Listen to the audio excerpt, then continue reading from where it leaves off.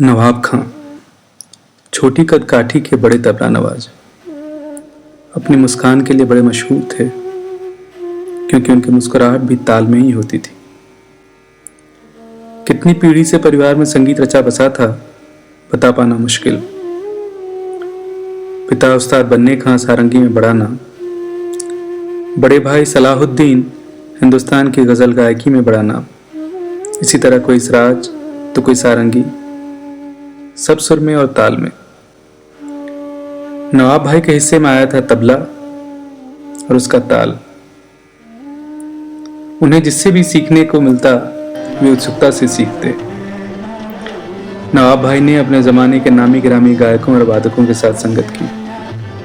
शाम 84 घराने के गायकों के साथ उनकी जोड़ी बहुत जमती थी। शराफत अली खां के तो वे पसंदीदा तबला वादक थे।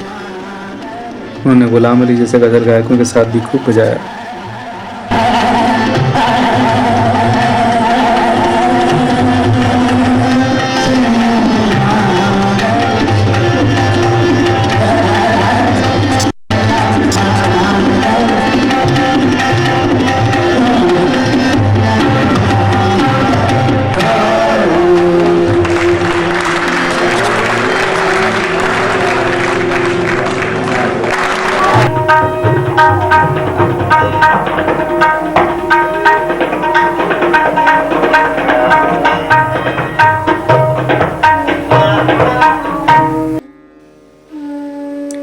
नवाब भाई सारी दुनिया में अपने तबला वादन का परचम लहरा चुके थे।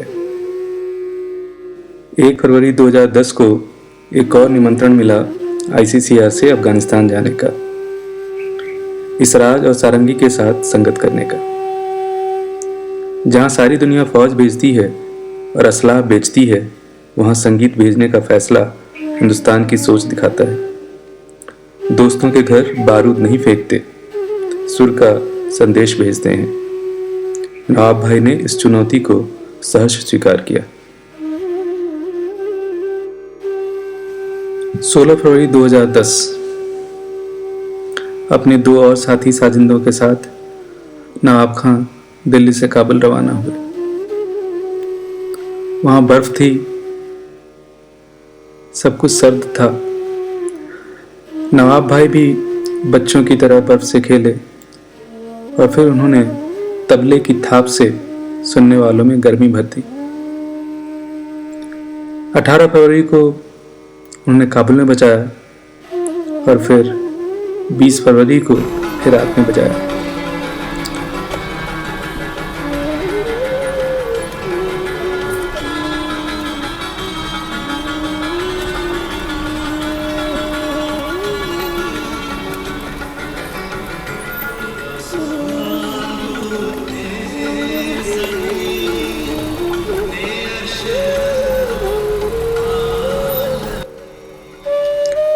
बाईस फरवरी को ये मज़ार शरीफ पहुंचे। मज़ार पर सजदा किया, दुआ मांगी। अगले दिन वहां के कार्यक्रम में जो रंग जमा वो शायद तालिबानी बंदिशों के बीच दिलेरी का ही काम था। इसराज और सारंगी के तार और नवाब भाई की थाप मानो कह रहे थे, संगीत की पतवार लो, मझधार से निकल आओ।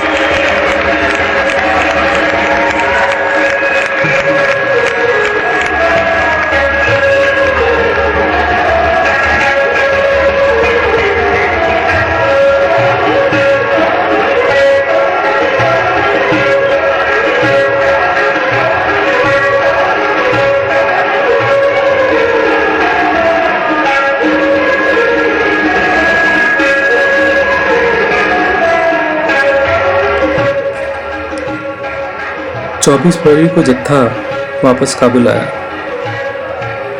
अगले दिन काबुल के अफगानिस्तान म्यूजिक स्कूल में कार्यक्रम था। शास्त्रीय संगीत के कार्यक्रम में एक अजीब सी गुजारिश हुई, कोई फिल्मी धुन सुनाने की।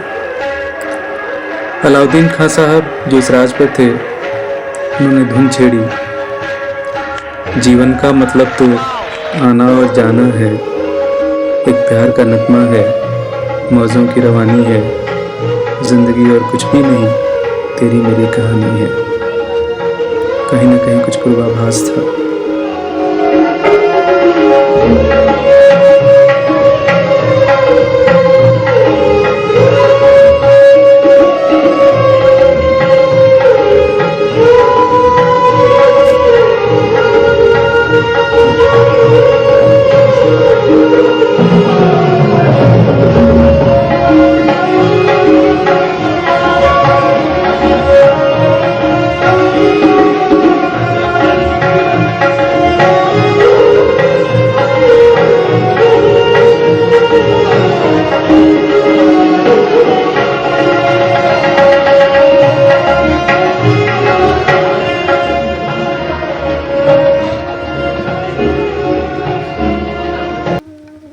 अब संगीत के कार्यक्रम पूरे हो चुके थे।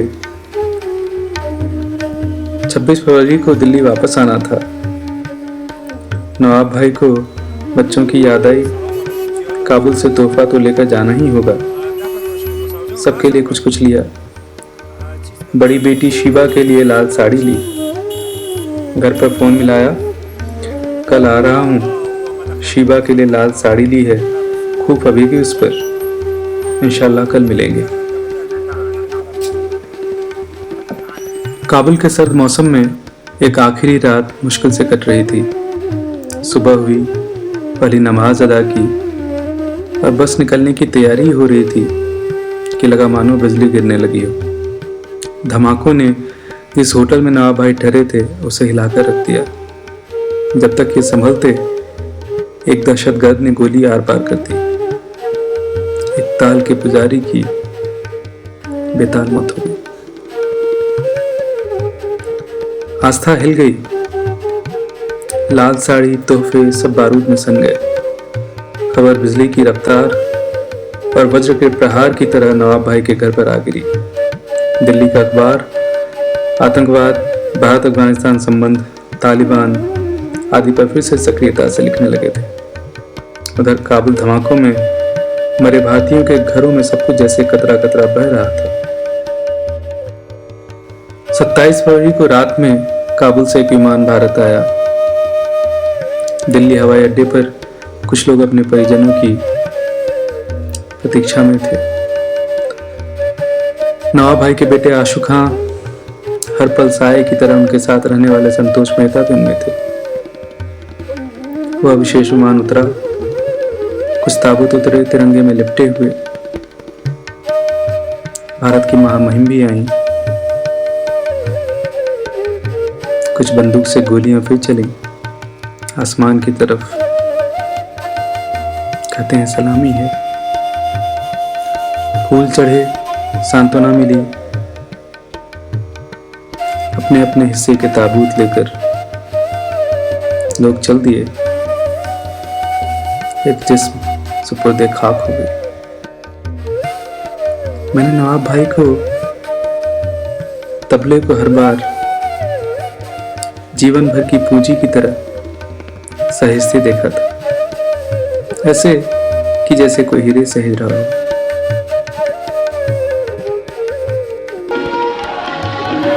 नवाब खां साहब ने हिंदुस्तान का अमन का पैगाम अफगानिस्तान पहुंचा दिया था।